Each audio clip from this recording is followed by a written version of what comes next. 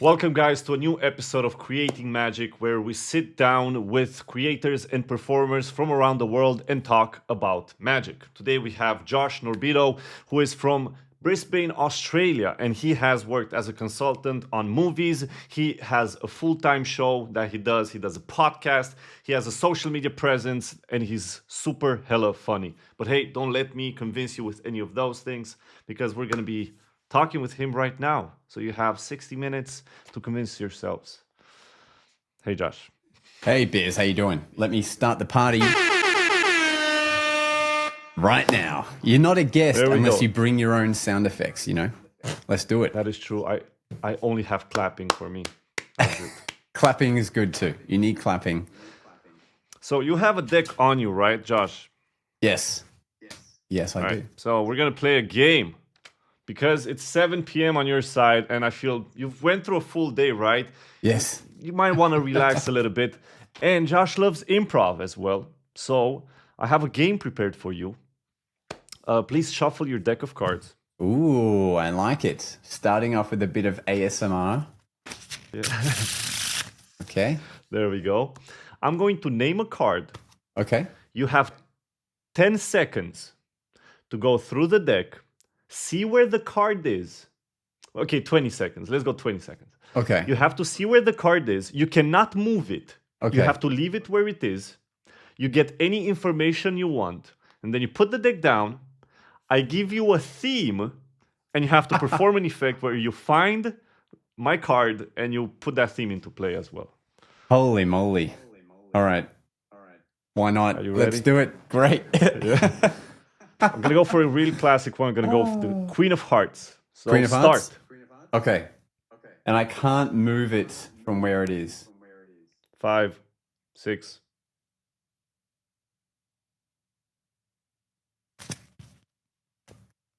Okay. Oh, wait. Yeah? I still have a bit of time, right? Yeah. Okay. Yeah. Okay. Oh, boy. And the theme is fame. Is what, sorry? Fame. Fame? Yeah. Fame. Any effect you want, Mhm. but the theme of the pattern that you're talking about has to be fame. Okay. All right, let's just see what happens. You know, I'm a fan of improvising. So, okay, look, we're talking about fame. Well, look, when it comes to magic, we all think that we want fame, and we think that is what will give us the edge, or that's how we'll know we'll make it. But we very soon realize that, you know, if everyone's trying to be famous, maybe no one is famous. But every audience that sees us perform, we are famous to them. Like they are in their eyes, we are the best magician they've ever seen. So that lady in the crowd, to her, you are FAMOUS. Famous. Yes. There we go. Boom. Very similar to the Emily trick. Well, what can I say? Beautifully played. Beautifully played. So now that we started with that, Yeah. exchanging business cards is something that usually happens also with other business partners, right?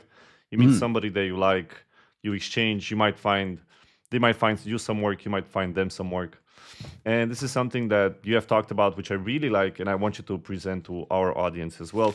This idea that to get work, you have to be seen working, yes? But if you get someone else work, then they might get you work in return, which is how you got your part in Poker Face and that whole entire thing, right? Yeah. But I really like this idea because it's the first time when I hear a magician talk about this. So I just want you to talk a little bit about your experience of doing this thing. Yeah. Hey, you've really done your homework here. The idea is to have, when you're a magician, walk around with the abundant mindset in your head. meaning that there's so much work for everyone that no one is a competitor. And when you think like that, you start to look at, okay, we can all help each other. Even if Biz gets a certain gig over me, the fact that he's going to go out and do great magic is good for everyone, because now everyone at that party has now seen what good magic is, and they might now all consider to have a magician at some point in time, and it could be me then. Or, you know, and it just stems this abundance of opportunities that open up. Now, you can do this outside of magicians. And the first time I started doing this, before I used it to get this consulting role, was with agencies. So if you want to work with entertainment agencies, but maybe you're not getting noticed by them yet, something I would do is I would get my own gig and I would approach them to manage that gig. Meaning I would say, hey, I'm a new magician. I'd love to work with you. And to start things off, here's a client I've already booked, but I'd love for you to manage it. And that way you can see how I do as a performer. You'll get a review from the client. Now that gets people's attention. The fact that you're coming to them to literally give them free money, because they will take whatever percentage, 20% of an agent fee. But it's worth it, because now you are opened up to their network of clients, and they'll be forever grateful, and they'll probably want to return the favor quickly and give you an event. So another great example I can give is I wanted to start this show called The Magic of Sales, which is a talk for conferences. It's like a business talk, but it uses magic as the thread throughout the show. It's basically a magic show, but it has common practices for business. And in order to get these kinds of bookings, you need to get a speaker bureau to represent you, because a client like Microsoft or Apple or anything, they're not just going to find random people to talk on stage. They're going to go through a bureau that can give them like 20 options of speakers to talk about whatever the subject is, the theme of their conference. So I tried really, really hard to go through all the clients that I had done magic events for, found out which ones were having conferences, and then I pitched them the Magic of Sales show. I got one to agree to book me for their conference, and then I went to the best speaker bureau I could find, and I said, hey, I want to introduce myself. I have this show. I'm different to all your other speakers because I do magic. It's a visual show. It's not someone standing behind a lectern. And by the way, I have someone ready to book me right now. So if you list me, you have, I think it was like you have a $4,000 gig, boom, here, ready to go. And what can I say? They were like, this is awesome. Let's get you listed. Let's start managing you. And it's because I brought them work first. So it was like the reverse model. It works so well. And the last example I'll give is the story that Biz mentioned, which was I was at, I think it was a 21st birthday. This event, they had hired out a nightclub to have a 21st birthday in it. They had these poker tables. They were having like a casino themed night. And I saw these casino tables, this company, and was like, oh, this is really cool. Like magic and casino tables mix really well, because it's essentially a close-up pad on a table. And the party was going really well. People are reacting to magic. They're having fun playing roulette and blackjack and things like that for fun with these play tokens. And we exchange business cards like every supplier does when you cross paths. But instead of just throwing their business card away or throwing it in the drawer, I thought, well, hang on. What if the next booking that I have for a private event, I say, hey, have you thought about turning your party into a poker themed Vegas night? Eventually, one of them said, that's a great idea. So I put them in touch with these guys I just met like 2 weeks ago. And I'm getting a call. Now they're getting a call from me going, hey, remember we met? I'm the magician. Hey, I really think that casinos and magic mix really well. And it just so happens I have a client that wants to book you for the event I'm doing for them. So here's some work. And that got their attention. They all of a sudden agreed. That's a great idea. Then they had the bright idea that they also have an event that they do every year that could mix things up by having magic. So I'm like, great. We should make a video so you can show all your clients how magic and casinos work. And they're like, that's a great idea. So I get my videographer to come with me. We do an event together now. We film it.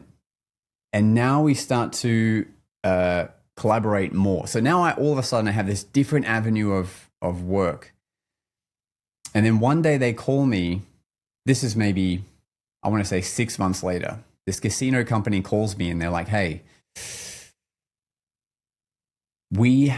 there's a movie being shot on the Gold Coast, which is like an hour away from where I live. And they're like, they need someone to teach them how to play poker. But also, I told them about having a sleight-of-hand artist on our books, and they were interested in also being taught some sleight-of-hand with poker chips. Would you be interested? And I was like, yeah, I'm interested. We should make a video showcasing all this stuff. And they're like, yeah, let's do it. So we make a video, we make this collab, showing off their tables, showing off their dealers, and then showing off the magic that I could do with poker chips, how to cheat with them, how to, make them move on the table if you're playing roulette and it moves from red to black if it lands on the wrong color.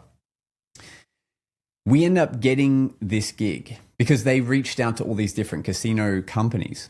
And we got the gig because we were the only one that was pitching them a magician as well as the dealers. So because of me, they won this contract. And because of them, having met them, they brought me on board. And it turned out that this was to go and teach the A-lister Hollywood actress Cate Blanchett for her role in Ocean's 8. It just so happened that she was in Australia shooting in her role in Thor Ragnarok at the time. And her next role was Ocean's 8. But while she was here, she's getting ready for it. And all because of the abundant mindset, through all these little loops and bounds and me basically trying to give them work, they gave me the best freaking work ever that I still talk about in my business profile to this day. And the keynote, the speaker bureau as well, I gave them this big event that they took like a 30% cut from to manage. But like the week later, they were like, hey, we have a client having an event in Thailand. We want to pitch you for that. And so if you want to be seen working, if you want to get work, you have to be seen working, which is more like at residencies. You have to find places to perform charity events for free. But if you want to get work, ironically, you have to get other people work. I really love that you mentioned Thailand because you have been all over the world. You've been to Africa in Harare, you've been to Nauru in Oceania, right? Yeah. You've went at Make-A-Wish Foundations and you've been at award shows where you've performed. You've been all over the place in all sorts of different situations as a performer. And I am very curious, how do you tailor what you present depending on the event, what you decide to take with you? Is it always the same routines, or do you think about what the client needs and how you can make a better experience for them? Does it influence that it is an event like Make-A-Wish Foundation? I'm not talking about something that is stage, like it was at Make-A-Wish or that it was at the Juice Award, but I'm just talking about how you think, what you take with you, and I'm very curious about that. I think whenever possible, it's always a great idea to tailor in some way the magic you're doing for the event, like whether it's something that even if it's your scripting that mentions their event or the thing they're raising money for, or if it's an engineering conference, you might have some jokes about engineering. So it's definitely on my mind about how can I make their event better or me seem like this was a tailored show for them. But for example, like when I did an event in India. This is a few years ago now. Mumbai, India. Now, I've never been. I don't know what to expect, but what I'm told is that they're a very intelligent audience. And even though when I think of India, I think, okay, I should be doing big poppy visuals, non-speaking stuff, because maybe they don't all speak English, or I just don't know. But actually what it turns out is India loves mentalism. Like, they love mind reading. They love stuff that feels like real magic. And that was a real eye opener for me. And I realized that when they told me this was for a tech conference in India. And it was ran by two billionaire brothers in India. And I asked them, the client, like, oh, who did they have last year? And they were like, oh, they had this guy named Nicole Scherzinger. And if anyone knows who that is, he is like one of the top ranked corporate mentalists in the world. He has been on every TV show. He was on stage with the big act that sings all the Titanic songs, and I can't believe I'm not remembering her name right now.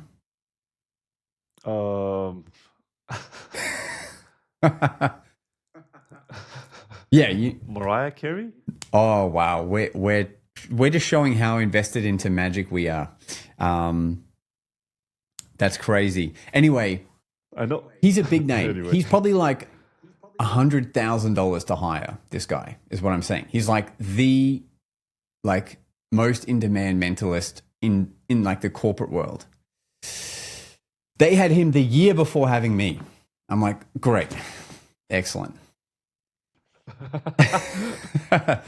And so I tailored my magic in that aspect, knowing that that's what they loved, because that's what's made them want to book another magician this year.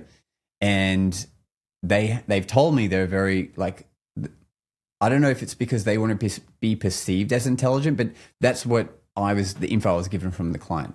And so for that, I definitely had to structure the show to reflect that. But also, I'm traveling to the other side of the world, so I can't really take props that might break or not make it there, or, not fit in one suitcase. So you're also very limited to the physical size. A very recent mentalism example. Is great because you say again. You don't need a lot of props for mentalism. Luckily. Yeah, luckily you don't. Yeah, that is great. If you choose to be a mentalist, you can travel light everywhere, most likely. Last year, I performed for the Formula One in Singapore, and they wanted a very specific booking from me. They wanted me to perform on stage, outdoors. They had an outdoor stage in their entertainment district.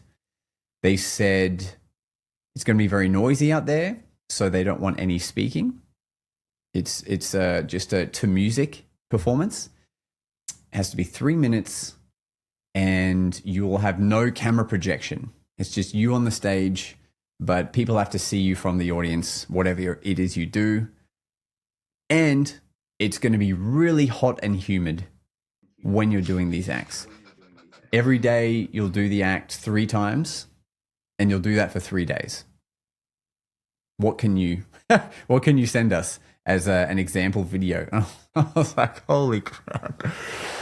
My whole shtick, if you watch any of my videos, is my ability to talk to the audience and play off their energy and have fun. So to not talk is like the wild, wild west to me. But I'm also a fan of saying yes and kind of figuring it out later within reason. So when I went there, in my head, I'm thinking, what stuff can I do that doesn't require me to wear too many clothes? Like, I don't want, for example, I don't do a quick change act, but I wouldn't ever try to do one there because it's so hot. You don't want to be having 20 layers of clothing on you. it's very hot, so I can't rely on props that might melt or get warped. Like even cards, I had to use a new deck of cards every time I went out there because they just ended up like a sliced piece of cheese by the end of the 3 minutes. And I couldn't do too intricate of a thing because there's no camera projection. So that was my toughest challenge recently in terms of like really having to particularly structure it for a stage show. But what I ended up doing... Can we see that somewhere? Is it on your YouTube? I did make a vlog of that day. But basically what I ended up doing was my Australia's Got Talent audition act, which is basically a 3-card find, multiple card find. But I changed it so that it would be finding the 4 aces to music. The last card, I do a backflip to find it. So I knew that would be something that might get their attention. And then I also threw in like a bottle production at the start with a silk to music. And I just added in a giant balloon swallow just so it had like, which is insane that they paid me so much to go there and I'm doing that, which like, you know, the artistry of it. But what it did was it added texture. Like first they saw a flame and a coin and then this silk and a bottle. True. Then I moved to a different part of the staging and I'm swallowing this balloon. And then I come back to this upbeat music and I'm finding these 4 aces with all these kind of physical feats and then a backflip. So it ended up tying in to be nice, but it just so out of my normal zone with staging. So if I can bring it all back to actually be helpful to magicians, if you're traveling, just think about, can all your stuff actually make it there, like physically? If it doesn't make it there, what backup do you have of things you could buy in that country or city you're flying to that you know could be a backup plan? And like just have a plan B in case you can't do it. That would be my advice. That was a long answer, but hopefully there's. I like the answer. Helpful. There's a lot of good stuff in what you're talking about, because you have a lot of experiences with different types of show and different types of clients. And can you still? Yeah, we're still good. We're good. Okay. Yes. And in one of the experiences that you've had, and I would like you not to talk about that experience in particular, but I'm gonna ask a follow-up question afterwards. You went to a show thinking that you're gonna be doing a roving magic, and then all of a sudden you have to perform for the whole audience, right? Ooh, yes, I remember that well. And I think it's what happens at that point as a magician. You have to instantly think, what can you do so it tailors to a whole audience at the same time? And the question that I would like to ask you is, since you have been performing for so long and you've dealt with so many different types of people, you've arrived in situations like this one many times, most likely. How has the way that you react to these situations changed over the years? What have you learned and what can you tell people listening? Yeah, great question. Great question, Biz. These days, I do my absolute best to get as much information from a client as I can about their event. And I also give them as much advice or suggestions as I can to ensure their guests have the best experience of my show or my roving. And in the beginning, I was just so keen to get out there and work that I didn't know to check these kinds of things. And in the beginning, that's when I got caught up with the client wanting a stage show. It was because I was booked through an agency and the agency just sold magic and they just wanted to get the booking. I never talked to the client, so the agency told me 2 hours of roving magic. I'm only a few years into my career, so I don't know anything but like, great, I'm going to do some roving. And yeah, I get there and it's a long table, maybe 30 people at this long table. and I'm roving, and all of a sudden the boss comes up behind me and tries to like clip a battery pack to my belt. And I'm mid ambitious card routine, like just to these three people. I'm like, are you okay? He's like, yeah, just let me just clip this lapel onto your shirt and then we'll all be able to hear you. And I'm like, what do you mean? Why would you all want to hear me perform to these three people? And then he's like, well, actually, if you stand over there on the dance floor, then we'll all be able to watch you as well. And I was like, what do you mean? You want me for 2 hours to stand over there and perform to the people that are over here on this table? And he's like, yeah, that way we can all see what's happening. It was the weirdest thing. And I just had to explain, like, what I'm doing here is where I go up to like a couple of people at a time and they all kind of see. Like, I don't have 2 hours of material. I have like 3 sets and I'll rotate them throughout the audience. And yeah, and at the time it was like just a big miscommunication because no one had really said what they wanted or needed. Obviously, they thought they were getting a stage show. And at the time, I didn't really have the confidence to be like, if a stage show is what you definitely want, I can't offer you that. I'm sure the agency will give you a refund. Like, I'm sorry that's what you thought you had, but roving is this and it's not that. So I didn't have the confidence to say that because I'm scared I'll never get work again from this agency that hasn't done their job. So I'm like, all right, look, give me 10 minutes and let me see what I have brought in my case and I can do some kind of a stage show. And so what I did was I grabbed an empty bottle from the bar. I grabbed a whole stack of napkins to do like paper balls over the head. I knew I had a thumb tip on me, and that was enough. And then so I did like essentially a 20-minute act for them that was okay. And then I did like an hour of roving after that, and things worked out well, but it was just so awkward only because of the miscommunication.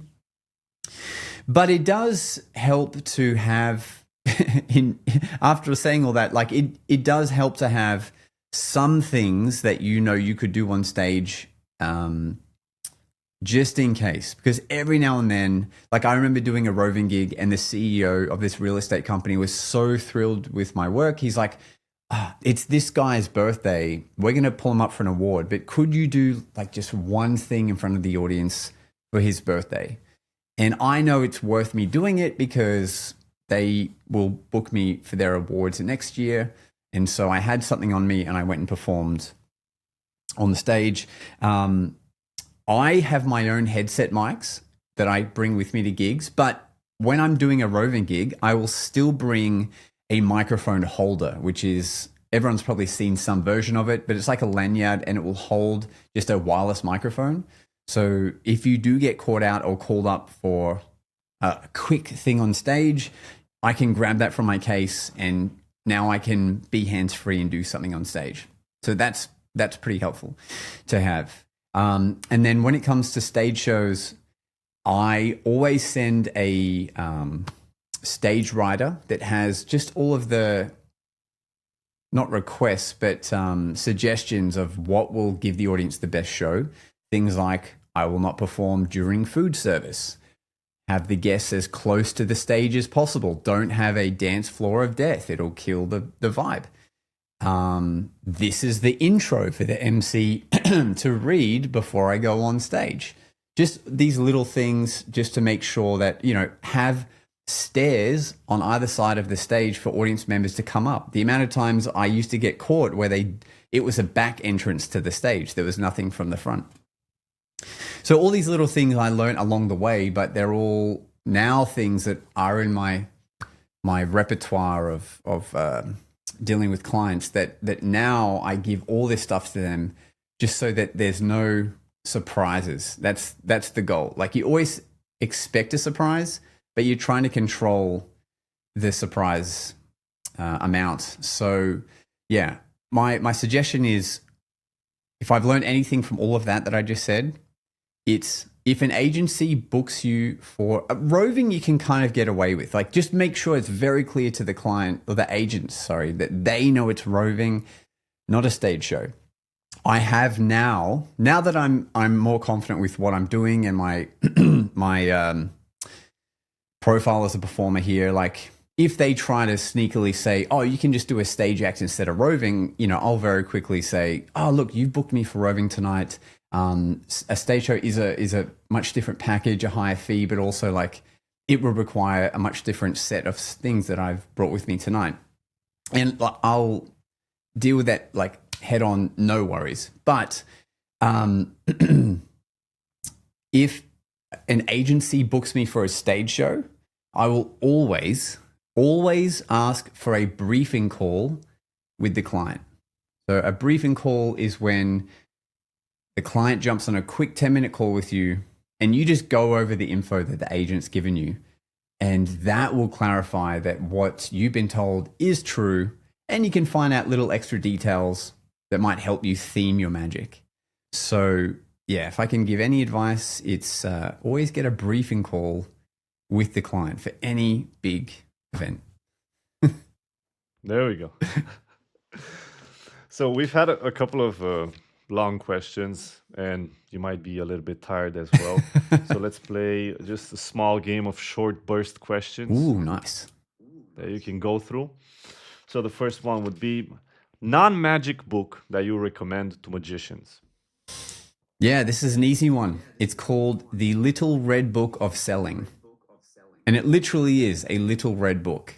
It has just, or I would say, all of the gold nuggets that you need to know as someone running a small business. But it's literally written as these individual gold nuggets rather than a whole 10 pages on one subject. They just cut out all the fluff, and it's all these great things that I still use today. So The Little Red Book of Selling. There we go. What is one moment during a show when you've experienced real magic? Ooh. Oh man, these days it happens a lot. Like, the audience will do stuff that I couldn't have anticipated, and it makes it unreplicable of a routine. Trying to think very quickly of a specific moment that it happened recently. Okay, I'll just give you the most recent example. This kind of stuff happens all the time, because a skill I've tried to acquire is to really be present of what's happening with the audience and what they've said before leading up to this routine or this moment. And I'm doing a card routine, and let's just say I know where the cards are in this deck. Okay. This person has said, and this is an important person I'm performing to, by the way. They say a card. They're like 7 of diamonds. And I'm like, do you want to change your mind? And they're like, yes, I do. I want to change it to the 3 of hearts. Okay. I'm like, cut the deck in half. They cut it in half. And I say, name a small number. And they say 2. Now, the interesting thing is, I know that the 7 of diamonds and the 3 of hearts are both 3 cards down in both piles. Because of where they've cut and the exact cards they've named, I just say, great, remove 2 cards from each pile that you've cut and have a look at the top cards. And it was the exact 2 cards that they just named. And I could never do that trick again, but they've talked about that trick since, as if like it's a really special one that I can do. That was real magic. It really was. Beautiful. Tell me, if there would be a Josh Norbido magic set, what are 3 items that would be in it? Oh, mnemonic. Yeah, go for it. If there was a magic set, did you give me a limit? Did you say how many things, or did you say 3? And is this magic set for like beginners, or is this like... You decide. It's your magic set. I see what you did there. It can be a magic set for improv magic, for sales magic, for anything you wish. Bloody hell. I see you've never thought about this before. That is very true. I would say, look, if you have, I mean, a deck of cards is going to be in there, but let's say it's not cards. Okay, let's say it's not cards. I would say there's going to be a coin in there. There's going to be a coin. There's going to be a Sharpie. And there's going to be a pack of rubber bands. That's it. Okay. If you learn how to use those three things, like as props for routines, you can get a lot of magic out of just those three individual items. Yeah. Beautiful. Do you have a name for it from the top of your head? For the set? Yeah. The Norbido Box of Wonder. Let's go with that. I love it. I love it. Norbido could actually be a magic effect. I would see a magic company just go like, do you guys know Norbido? Yeah, it's a beautiful trick. Yeah. Just think about that. It's very marketable. Available at Big Blind Media. Yeah, nice. There we go. You have a lot of interests. And you're also do beatbox, you're a hip hop dancer, you keynote speaker, you do stage shows, you have a social media presence, you're doing a podcast, the Magic Guys.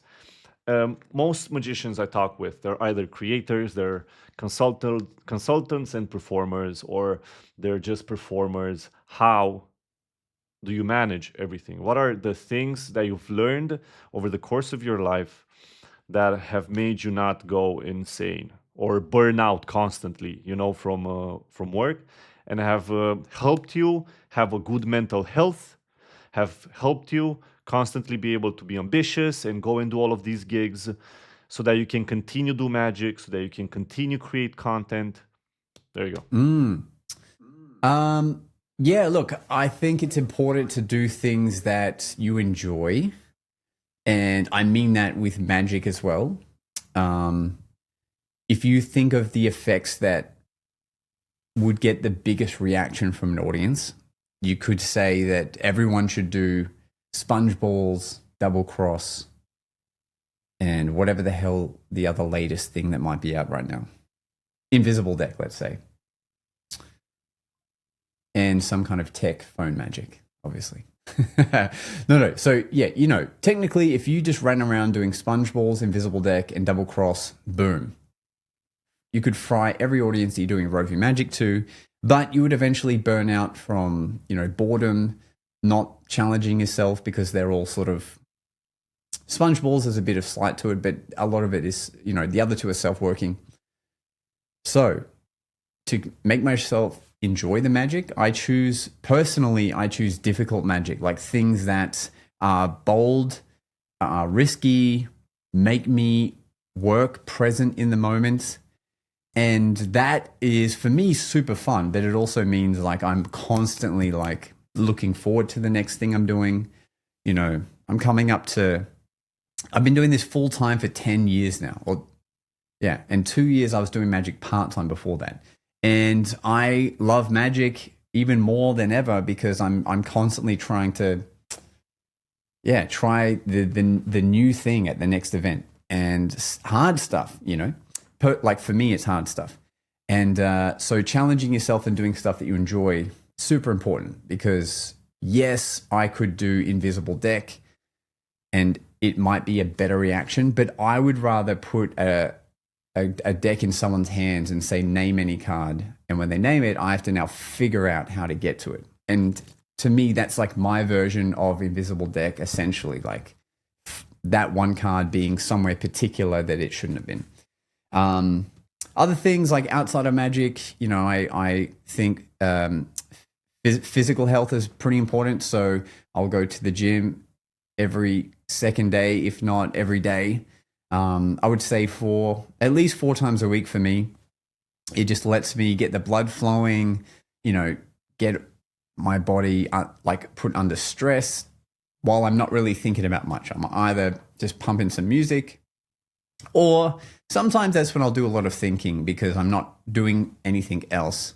and I might come up with ideas that I want to run by for shows, or ideas on stuff I'll pitch to clients or whatever. So yeah, getting your body exercising is super important. Obviously, it's great to, you know, feel good and look good when you're working, but also it's just, I think that's great because, you know, all day you might be driving in your car, you might be sitting down working, and you've got to get the blood flowing and just the body moving. So that's super helpful for me. And those things combined really keeps the fire going. The other thing as well is I'll listen to podcasts of people who I admire. Like Gary Vee is a big one for me. People have lots of difference of opinions with him, but he really helped me get into the video game, like making content. And once I learned how to make content myself, man, it's fun. Now for me, crafting a good video feels very much like performing a good piece of magic. Like it's fun to work through it, to figure out the angle you're going to shoot, the way you edit it. And for me, it's just as fun of an artistic venture. So I treat that kind of the same as magic. And I look forward to doing that every day. I know, Biz, you're making videos every day. It's fun because eventually once you make yourself do it every day and you make it a daily, there's a word for it, but like once you commit to doing it every day, the muscles in your brain start to flex more and it becomes easier to create. And I've heard heaps of people talk about this. Like Blake Voigt says I don't know what amount it is, but I think it's 10. He says, every day I write down 10 bad ideas every day, no matter what. And some of them end up being good, but imagine trying to come up with 10 magic tricks every day. Just the title of them. Because he's done that for so long, that's why he's consulted for some of the biggest magic names in the world, because he's done it for so long, his brain has this muscle now. So similar with video, similar with pushing yourself to do new magic to keep it interesting for yourself. Regarding to what you just said, is that I really like this, it's very sober way of putting it. You're always responsible for your own media and social presence. And I feel like the way that it's said, you're always responsible, is not in the fact that you should be mature about it. I feel in a way what I see when you're in your social media is you. I see you in it. I don't see someone trying to be professional. I don't see someone trying to be a magician, someone trying to hype on the newest trend of performing tricks or whatever it is. This is why you have these stunts that you're doing with cards, or you have your head popping out, which I never get tired of seeing every time. And I look at any video now from you and I'm like, is it gonna pop now? Now. And if it doesn't pop, I feel disappointed. I'm like, where was it? That's so funny. That's so funny you say that. And just on a quick note as well, like things like that the head pop thing, that's something I read from a business book. Like, funnily enough, like this business book, it's called The Diary of a CEO. It's such a great book and podcast as well. And they said that in business, I forget the actual term, because I don't have the book here, but it basically says like you should have something in your business that is just so ridiculous it makes people talk about it, but it's not necessarily something that attributes to your business. Like it's not something that makes you a profit, but it's something so crazy that it will be your own marketing. And the example they gave was like this tech company in America has a slide for their staff. So you can go from the top level to the bottom level via this slide. So everyone talks about it, but no one uses it, but everyone knows, that's the company with the slide. And what it psychologically does is it tells people, whoa, if they're so outside the box that they have a bloody slide in their office, like imagine what else they can come up with or they must do. And and there's so many other examples, But yeah, without really knowing, I'd put this head pop thing in. It's just silly, but that's the point. It's so silly and contributes nothing to the actual context of the video. But the moment I started looking at my videos on YouTube and people commenting like, where was the head pop? Or I'm just here for the head pop. Or they put something like, I'm just here for the head pop. And then I see like 100 people have liked that comment. I'm like, holy crap. People actually do care about these little artistic things I'm just throwing in there. But you're absolutely right. People want to see you. They don't want to see a clean-cut professional magician or just 100 clips of people reacting to magic, but the audience isn't seeing any of the magic to know they're not experiencing the magic themselves. So yeah, if you can just find a way to be authentic and share stuff that you enjoy, it sort of transcends through the screen for sure. It really does. It really does. So we are approaching the end of this talk between the two of us, and I am looking at all of these stuff that I've written down. This is honestly one of the first times, because you have so much content. This is one of the first times when I think I have around 15 questions left. Wow. Hey, look, I'm keen for a part 2 if you are. Like that's no problem.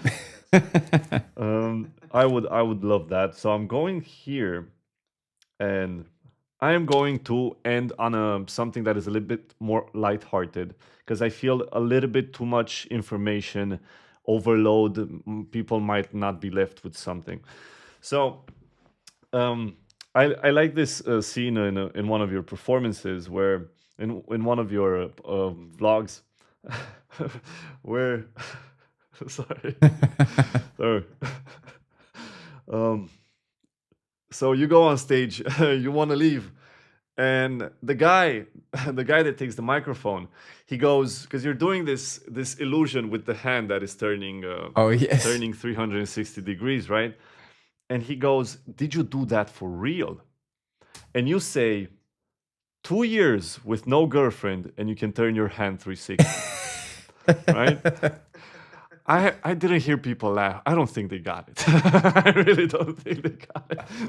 But this thing regarding, I just wanted to mention it. But what I like to give another example is your interaction with clients. Somebody gave you their wedding rings, which is, you probably had this happen more than often, but in that vlog, you talked about just how precious and how much care you need to have them, because these are very expensive and you have to perform with them, right? So I am curious, over the years, you've dealt with many, many clients. What are some of the objects that clients have entrusted you with? They don't have to be like super expensive. They can also be like weird. And also like with the interaction with the guy on stage, if any of your, this is 2 questions in one. If any of your spectators have either tried to show you some magic or like try to hop on whatever you were doing. Yeah. I mean, people especially at roving events, magicians listening will know that there's always someone that has one party trick and they think that you'll be so impressed if they show you the card trick for some reason, you know? Yeah, so in roving situations, yeah, people will come up and they'll sometimes try and do stuff. And you know, if it's a fun environment and I think they won't drop the cards, fine. Or I'll say, look, I'm working right now, but once I finish like seeing everyone, I'd love to see it. Like find me at 8 o'clock. I'll do that. But if they try and hop on the train like that guy did at the end of my talk, then yeah, that's where the improv comes in. Like instead of freezing and not knowing what to say, you just kind of like, you know, this is said 1,000 times, but the idea of improv is you say yes and. So you just agree with him and then you add information. And I think I just done enough shows that people make that joke all the time about your hand being so flexible. So it was already there because people are predictable when you do enough shows. And it's so funny that you've seen that video because that's a very old video of mine. So that was a whole audience of women, of hairstylists. So they all did laugh. Maybe the audio doesn't come through in that vlog, but yeah, it landed pretty well. And it just, whenever you can have information to add on top of the MC thanking you after your show, it just shows that you're switched on and like you might have more to give that they didn't see. So having a line like that, because the MC is always going to thank you and then say something like, wow, I wish I could do magic. I'd, lose 20 kilos or whatever, or 20 pounds. They always say something funny. And one other little tip as well, if you're doing a roving gig, when the event pauses to do like a welcome speech, the person doing the welcome speech is almost always going to mention you doing magic. So a little tip I picked up a long time ago was to have flash paper and a lighter ready. So when they finished, when they finished their welcome speech and they say, so everyone relax, grab some food, enjoy the photo booth. Oh, and we have a magician. As soon as I hear that, I light the flash paper, throw it in the air, and there's always an audible when that happens. And again, it just shows that you're so in control, like you're ready for it. And every client is surprised when I do that. And that's a little tip of just always being ready to like add information. But so that, I think that answers that question. I'm just always ready to take in what someone says and have something to Tai Chi it, like send the energy back to them. And the other question you said was, what are some of the objects that your audience has entrusted you with? Yes. So like, for example, in one of your very old performances when you were doing, when you were cutting headphones on the street. Oh, yes. I still find it baffling that people are already willing to hand you their headphones and you cut them. Yeah, that was a weird one. That was before wireless earbuds were available. And so people were entrusting me with their headphones. I think I had shown them magic first and then took their headphones. They did not know that I was going to cut and restore them. So that's probably why they gave them to me. On 2 occasions, I've been given wedding rings and been asked to make them appear in the wedding ceremony. So yeah, that's pretty nerve-wracking because you don't want to lose them, obviously. And one time I was doing an event for this jewelry company where they had a dinner for like 20 of their top clients. And one of the husbands wanted me to make a new watch appear for his wife. So I was entrusted with a watch that I had no business having. And I had to look after that, make that appear. But other than that, like, they're probably the most valuable items, I would say, that I've been entrusted with. But yeah, you just be careful. Just be careful. Yeah. So on that note, I would like to give Josh one last minute where he can say anything. He can say a joke. He can say, he can perform a magic trick. You can do anything you want. It's your 1 minute. Go.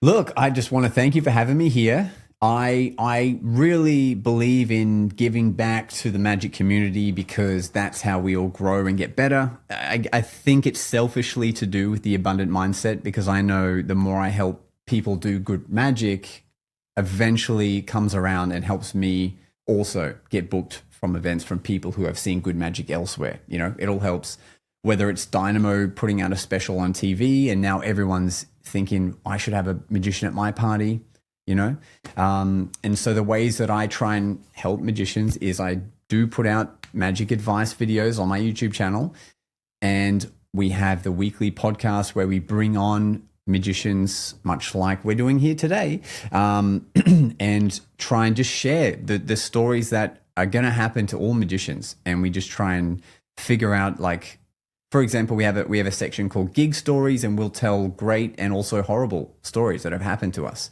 And that way, people listening to it can take that on board. And also, if you're a magician that doesn't know any magicians in your city, you can listen to us and feel like, you know, you have some friends going through what you're going through. You know, you're not the only one out there. There's a lot of that silo mentality as a magician, and I just do my best to kind of share what I might know out there. Yeah, I'm just an Instagram message away if you have any questions. Also has a Discord community that I'm going to include in the description below, where there's different sections, and there's one section where you can post your performances, and other magicians are going to heckle you. They're going to just criticize and express their opinions. And I find that super nice. So I'm probably going to join. I found out about it today. Awesome. So guys, Josh, thank you very much for this. Hope you have an amazing dinner. Hope you have an amazing night. Thank you, my friend. Part 2. What are we doing? Yes.